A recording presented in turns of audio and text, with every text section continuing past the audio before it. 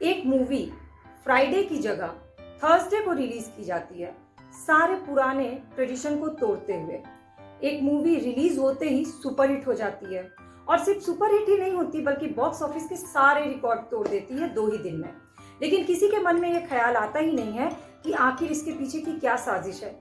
आखिर ऐसा क्या हुआ कि ये मूवी रातों रात सुपरहिट हो गई और बॉक्स ऑफिस कलेक्शन के सारे रिकॉर्ड तोड़ दिया, जबकि बॉलीवुड इस समय बाइकॉट के फेस से बहुत ही बुरी तरह से जूझ रहा है। हेलो नमस्ते, माई करची से कलम तक फैमिली, मैं हूँ रचना। और रचना से ज्यादा आज मैं आपसे बात कर रही हूँ एक पढ़ी लिखी हाउसवाइफ के तौर पे। पढ़ी लिखी हाउसवाइफ इसलिए क्योंकि मैं अपने आंख खुले रखती हूँ चीज़ों को देखने के लिए, समझने के लिए और एनालिसिस करने के लिए। अपने कान खुले रखती हूँ ताकि हमारे आसपास सोशल नेटवर्किंग साइट्स पे, सोशल मीडिया पे और सो कॉल्ड गोदी मीडिया में जो बातें चल रही हैं उसको सुन सकूँ, समझ सकूँ। और अपने मुंह खुले रखती हूँ ताकि उसको समझने और एनालिसिस के बाद आप तक बातें पहुँचा सकूँ। और उम्मीद ये करती हूँ कि आप भी इस लोकतंत्र में अपने आँख, कान और मुंह को खुले हुए इस बात को सुनिएगा, समझिएगा और नीचे कमेंट सेक्शन में अपने व्यूज जरूर लिखिएगा। तो बात सिर्फ जवान मूवी की नहीं है कि जवान मूवी में बॉक्स ऑफिस कलेक्शन कितना किया, जवान मूवी सुपरहिट कैसे रही, जवान मूवी का रिव्यू क्या है, जवान मूवी के ट्रेलर में क्या खास था। बात और सवाल ये है कि जवान मूवी कैसे रातों रात हिट हो गई, इसके पीछे की साजिश क्या थी कि जवान मूवी को बनने ही नहीं देना था और ये साजिश कब से शुरू हुई थी। तो चलिए कहानी शुरू से शुरू करते हैं। तो इस कहानी की शुरुआत होती है जब पठान मूवी का ट्रेलर लॉन्च होने को होता है। और पठान मूवी के ट्रेलर लॉन्च के समय ही भारत के ही एक हिस्से, भारत की एक राज्य मध्य प्रदेश, जहां पर किसकी सरकार है नीचे आप कमेंट सेक्शन में बताइएगा, वहां पठान मूवी का धड़ल्ले से बाइकआउट किया जाता है। पूरी कोशिश की जाती है कि पठान मूवी का बाइकआउट पूरे भारत में हो जाए, पर वो कोशिश नाकामयाब हो जाती है और पठान मूवी का बाइकआउट पूरे भारत में नहीं होता है। तो फिर आता है हमारा गोदी मीडिया और गोदी मीडिया के number 1 spokesperson mister Chaudhary, आप नीचे नाम फिलिंग द ब्लैंक कर सकते हैं। वो आते हैं और वो बताते हैं कि पठान जो है ये एक मुस्लिम सुपरस्टार की पिक्चर है। पहली बार शाहरुख खान, जो कि बॉलीवुड के बादशाह कहे जाते हैं, शाहरुख खान जो कि सुपरस्टार कहे जाते हैं, उनके आगे एक टाइटल लगाया जाता है मुस्लिम सुपरस्टार, जो कि मुझे नहीं लगता फिल्में और क्रिकेट दो ऐसा फील्ड है जिसमें हिंदू मुस्लिम कुछ भी नहीं होता। स्टेडियम में सारे लोग, सारे धर्म के लोग एक साथ इकट्ठा होते हैं मैच देखने, मूवी देखने के लिए। सारे धर्म के लोग एक साथ इकट्ठा होते हैं हॉल में देखने के लिए। ये नहीं देखा जाता कि कौन मुस्लिम सुपरस्टार है, कौन हिंदू सुपरस्टार है। लेकिन मिस्टर डैश चौधरी ने बहुत ही अच्छे से मेंशन किया कि एक मुस्लिम सुपरस्टार की पिक्चर आ रही है और नाम भी उसका मुस्लिम ही है, मुस्लिम धर्म से जुड़ा हुआ है, पठान।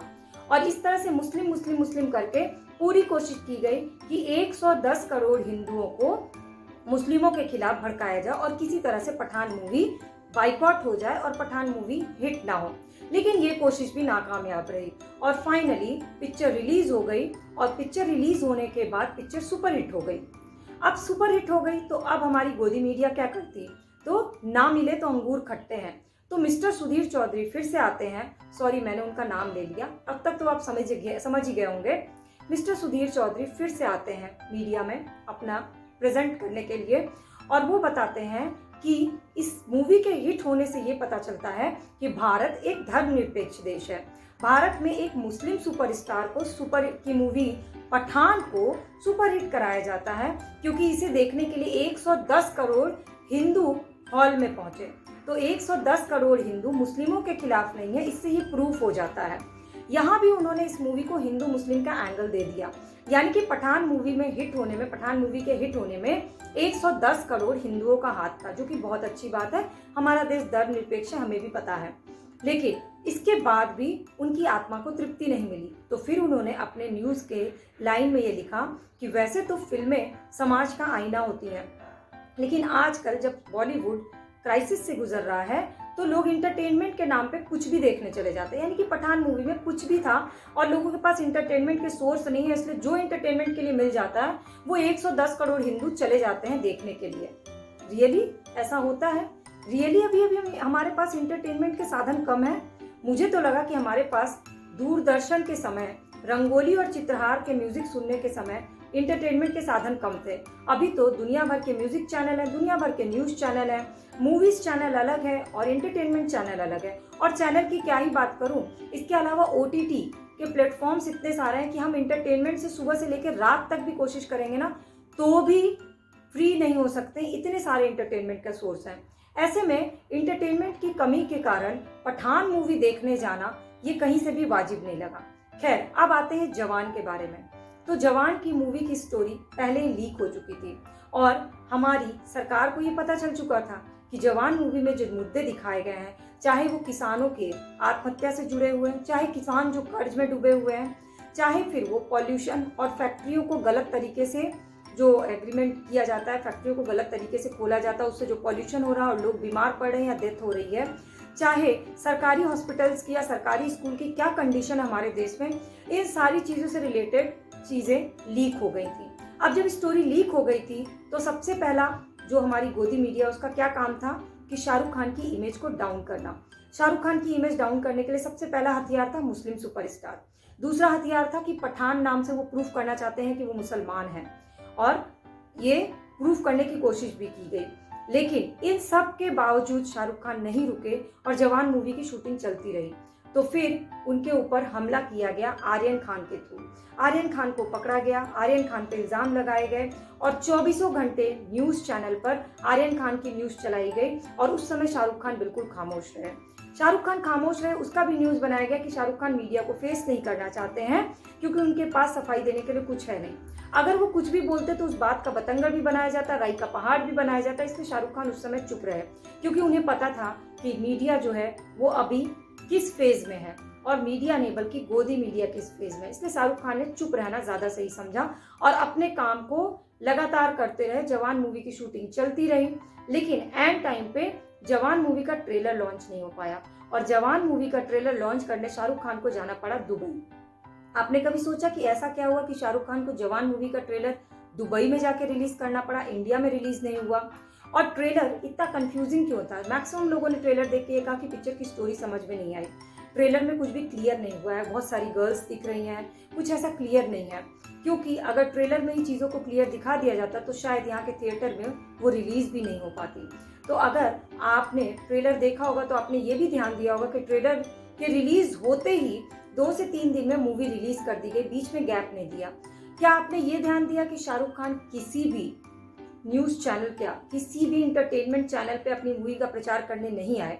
जबकि पहले चेन्नई एक्सप्रेस या कोई भी मूवी हो, हर शो में शाहरुख खान या कोई भी कलाकार अपनी मूवी का प्रचार करने जरूर आते हैं। लेकिन इस बार किसी तरह का प्रचार किसी भी टीवी चैनल पर नहीं हुआ।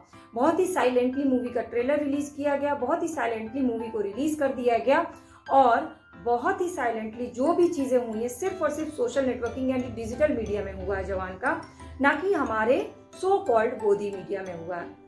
अब ये सब कहानी सुनाने का मकसद क्या है मैं आपको बताऊं। तो अब आप अपने कान, अपने आंख और अपने मुंह को खोल लीजिए, कान खोल लीजिए और सुन लीजिए कि हम सो कॉल्ड लोकतंत्र में रह रहे हैं, जहां हमें कहा जाता है कि हमें विचार अभिव्यक्ति की स्वतंत्रता है। लेकिन विचार और अभिव्यक्ति की स्वतंत्रता उतनी ही है जितना हम किसी के पक्ष में जब तक बोल रहे हो, चाहे वो कश्मीरी फाइल्स हो, चाहे केरला स्टोरी हो। ये मूवीज ऐसी है, आपने शायद सुभाष चंद्र बोस देखी होगी, राजकुमार रॉय की, उसमें आप नेहरू जी के कैरेक्टर को देखिएगा। ऐसी मूवीज रिलीज भी की जाती है, उसे सुपरहिट भी बनाया जाता है और उसे हमारी सरकार देखने भी जाती है। लेकिन जो मूवीज एंटी गवर्नमेंट है, जिसमें सरकार की सच्चाई दिखाई जा रही हो, उस मूवी को बनाना भी मुश्किल है, उस मूवी को रिलीज करना मुश्किल है और उस मूवी को सुपरहिट कराना मुश्किल है। और अगर आप सोचते हैं कि बॉलीवुड सिर्फ सरकार के प्रेशर से एकदम फ्री है तो आप गलत सोचते हैं। अभी सिर्फ हमारी मीडिया ही गोदी मीडिया में कन्वर्ट नहीं हुई है, बल्कि धीरे धीरे हमारा जो बॉलीवुड है वो भी उस चंगुल में फंस चुका है। वो अपने हिसाब से चीज़ों को नहीं रिप्रेजेंट कर सकता, उनके ऊपर इतना दबाव है और बहुत ही कम ऐसे बिरले लोग होते हैं जो ये हिम्मत दिखा पाते हैं। और hats off to Shahrukh Khan कि उन्होंने ये हिम्मत दिखाई, बहुत ही शांति से सारा काम किया, सारी साजिशों को पार करते हुए उन्होंने जवान मूवी बनाई, ट्रेलर रिलीज किया, मूवी रिलीज हुई। और कहते हैं ना, ऊपर वाला जो है वो हमेशा सच का साथ देता है। सच को दबाया जा सकता है लेकिन सच ज्यादा देर तक दबता नहीं है, और ऊपर वाले ने शाहरुख खान का साथ दिया और पिक्चर सुपरहिट हो गई। लाख कोशिशें की गई लेकिन पिक्चर सुपरहिट हो गई। और अब मिस्टर सुधीर चौधरी ये भी कह सकते हैं, जैसा कि पिछली बार उन्होंने कहा था, कि बाइकॉट करने से कई बार लोगों के दिमाग में ये हो जाता है कि आखिर बाइकॉट हुआ किस चीज़ के लिए। ये जानने के लिए लोग मूवी देखने चले जाते हैं और मूवी हिट हो जाती है। लेकिन इस बार तो बाइकआउट भी नहीं हुआ, मौका ही नहीं मिला बाइकआउट करने का। इस बार तो कुछ भी ऐसा करने का मौका ही नहीं मिला। तो हमारे एक मुस्लिम सुपरस्टार की एक फिल्म हिट हो गई और फिल्म में एक डायलॉग है कि बेटे को हाथ लगाने से पहले बाप से बात करो। इस डायलॉग का सुधीर चौधरी ने पूरा ऑपरेशन किया है, आप उसको जरूर देखिएगा। उन्हें लगता है कि ये डायलॉग उनके शाहरुख खान ने अपने बारे में कहा है और जवान मूवी में वो जवान की भूमिका नहीं निभा रहे बल्कि आर्यन खान के पिता की भूमिका के रूप में आए हैं और ऐसी बहुत सारी बातें उन्होंने की हैं। तो अगर आपने जवान मूवी नहीं देखी है तो प्लीज जाकर जरूर देखिए, और अगर देख ली है तो उस मूवी का सबसे अच्छा हिस्सा क्या लगा जरूर बताइए नीचे कमेंट सेक्शन में। बॉक्स ऑफिस कलेक्शन मैटर नहीं करता, आपकी सोच मैटर करती है। अपने आंखें खुली रखिए, क्योंकि हम दिन भर जो सुनते हैं, दिन भर जो देखते हैं, हमारी सोच वही बन जाती है। और इस तरह से लगातार जो हम न्यूज़ देख रहे हैं उससे हमारी सोच जो है उसी तरफ चली गई है। इसलिए चीज़ों को आंख खोल करके देखिए, समझिए, एनालिसिस करिए, ध्यान से चीज़ों को सुनिए और उसके बाद पूरी आज़ादी के साथ अपनी बातें रखिए। और भाषा का वो ध्यान रखते हुए आप अपनी विचार और अभिव्यक्ति कर सकते हैं, इसके लिए कोई रोक टोक नहीं है।